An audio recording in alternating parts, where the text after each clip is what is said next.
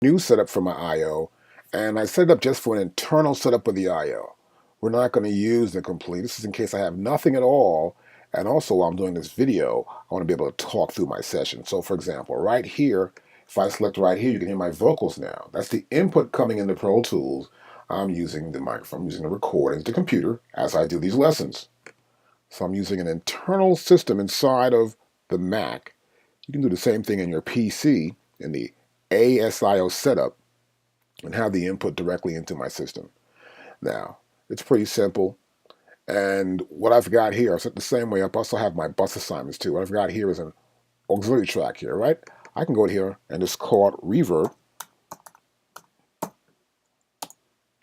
I can go here on top now and I can throw in some reverb. Here's a multi-channel plugin because remember that's stereo. Go to verbs. I'll select the D-verb, the classic that comes with Pro Tools. And now I've got this drum pattern here, right? And I may want to put some reverb on it, we'll say, just for the experiment here. I can go to my bus now, bus 1 and 2. Now bus 1 and 2, I want to set it to here. This is my reverb auxiliary, right? And here you'll see I have selected the input being 1 and 2. So once you have an insert here, or a send right here actually, and there's something there, I can click on here and I get this pop-up fader. There's the fader right there. And I can pull it up. So I'm sending this audio signal from this bus is going into 1 and 2 here. So this is send, it's going to the input here, and what's on this track, which is a aux track, is a reverb. So I'm saying that pathway there, it's receiving it, and then the reverb is the effect in that path, which is the aux. I'm going to add another track here, and we're going to new, and I'm going to add another, maybe 2 auxiliary tracks. Get some aux tracks up, aux input. We're going to make them stereo. And then I'm going to make one more, that's going to be mono. I'll press create. Now you notice that right here that reverb was selected and it was white, right? And so that means it's the last selected channel or track right there, right? So what happens here is that once I do that and I make a new, or I want to add some new tracks, I make new tracks to go in here, it'll put them right after this one, and they did right here.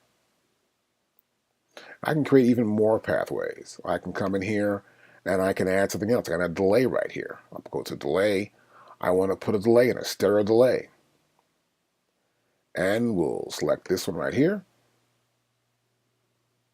And there's a delay. I can go here also. I may want to select maybe something harmonic. An enhancer.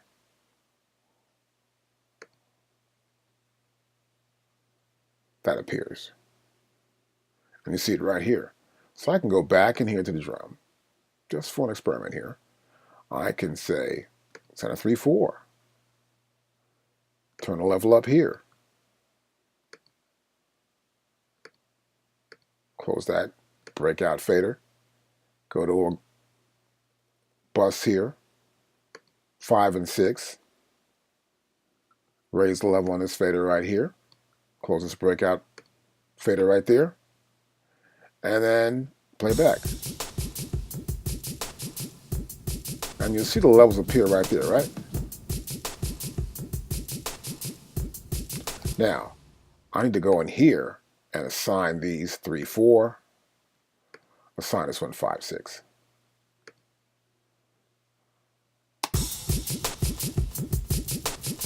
Turn the reverb off.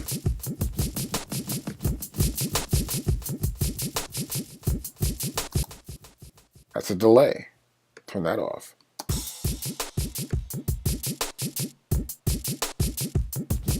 Do a balance here. And this is my enhancer. I can even change that to a different effect. Let's go to enhancer again. Maybe I want to do some pitch shifting.